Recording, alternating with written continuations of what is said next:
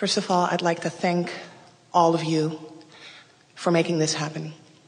I've had a wonderful time so far. This has been the best thing that has happened to me since a very long time. You are the creator of your reality. Good job.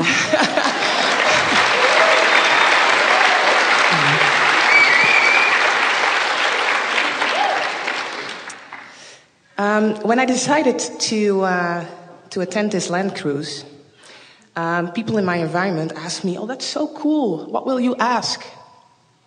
I had not a clue. I was just planning to be here, and the energy itself is uplifting. And then yesterday, all of a sudden, a question popped up. It was a bit of a silly one. So I raised my hand, but it was the pick me, no, don't pick me. But then my boyfriend got picked. And he had the possibility to ask the last question. And of all the questions that he that he was wanting to ask, this was not my favorite. It was ours. Yeah.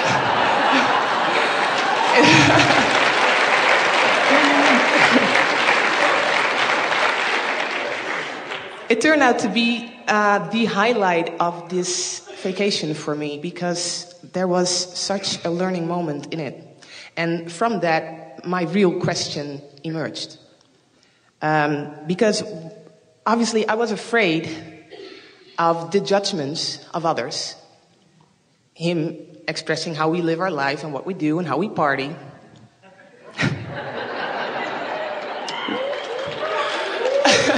Have you looked around?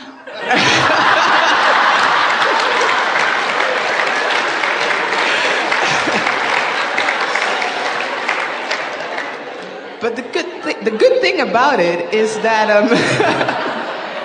after the seminar, it took us about an hour and a half to get back to our hotel room because of all the people that came up to him and thanked him for the question.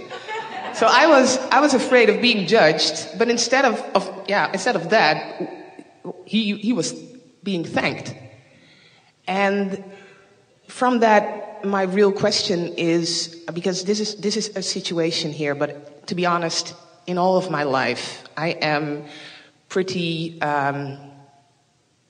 scared about what others might think of me, of how to act in a certain situation. So what I'd like to hear is a few words, how to let the opinions of others mean less and less to me. That's what I'd like to know.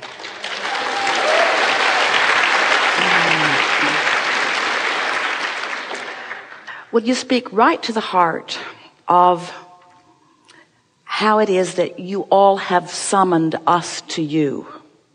In other words, it is the most essential part of what we are all about as we are all in this together.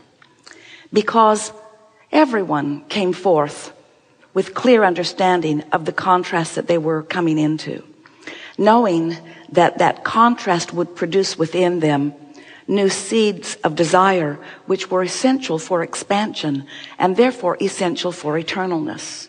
And so that's why you decided, all of you, to come forth with enough variety and diversity to mix it up in order to cause those questions and those desires to be born. In the process of exposure to contrast, as they welcomed you into this physical experience, they started off with you in that way. And this is the way that we really want you to hear it. They didn't mean to. They were well-meaning. But they convinced you that your happiness depended upon pleasing them. Conditional love, it's what we were speaking to just now as we were beginning, which is, show me something that makes me feel good, and then I'll feel good. But if I should see something that doesn't make me feel good, then I won't feel good. So only show me what makes me feel good. Which causes people to, because they're living this conditional love, they want love, they just think they need certain conditions in order to feel that way. it causes them to then need something they can never get. Control of what other people want, of what other people think, of what other people believe, of what other people are. They seem to need that control and they never get it. They keep looking for it, but they never find it. And we say it's because they're looking for love in all the wrong places. They're looking for it where it isn't instead of where it is. So the beginning to the answer to this wonderful question is, you have to get that square in your head. It was sort of off on the wrong foot almost from the beginning because those around you convinced you. And we understand why. When anyone holds you as their object of attention and likes what they see, adores you, and so they're connected with source energy because in their appreciation they're on that high-flying disc and they're holding you as their object of attention. Oh, that feels so good. It feels like you want more of that until you begin to discover that you can't stand on your head in enough different ways to keep that consistently coming. So sometimes you say, I think I'll go forth and I think I'll be different enough that I will not conform. I will not be able to conform. There are all kinds of spirits coming in who are determined to be nonconformists in that way. I will not stand in perfection so that you can lazily, conditionally love me. Now, we're not asking you, any of you, to run around and be unlovable just to test people to their highest good.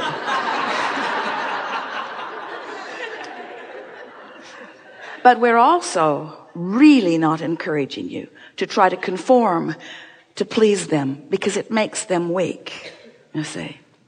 So that's really the crux of it. You have to realize that all of your joy comes from your alignment and everything else follows that.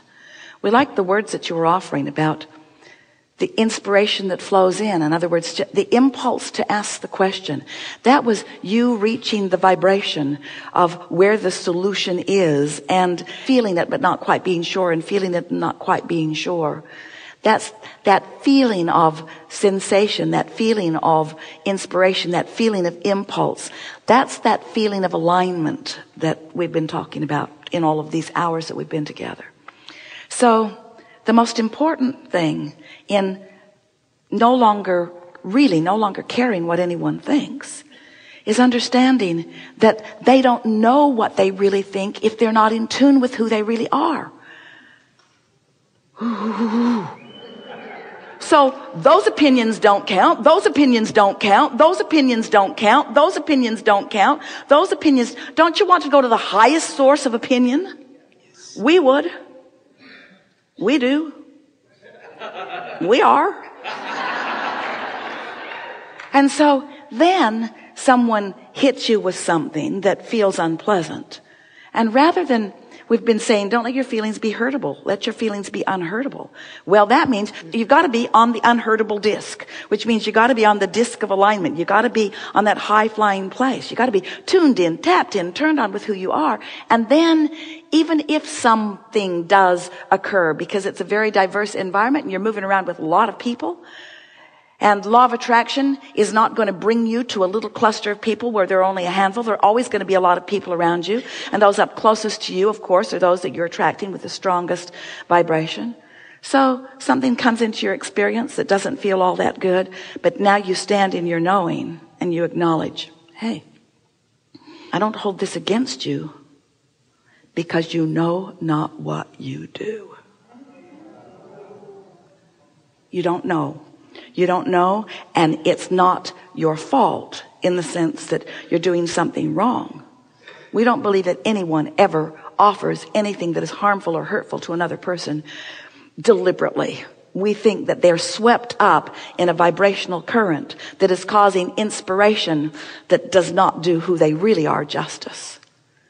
So if you were to find someone in the street bleeding, we know you'd do everything in your power to help them. We know you would.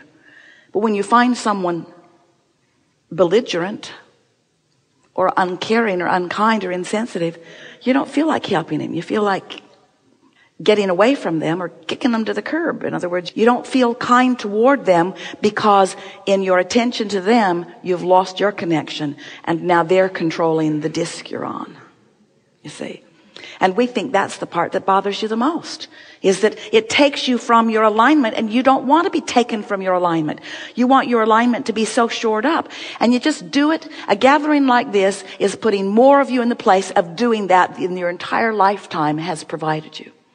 Because you've sat for hours in conscious awareness of the laws of the universe, with the source within you pulsing in a stronger way than ever, and you've tuned to that frequency, and you will not slip from it without knowing that you've slipped from it, you see.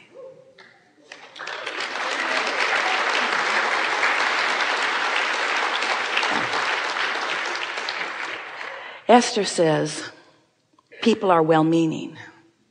And sometimes she says it through gritted teeth.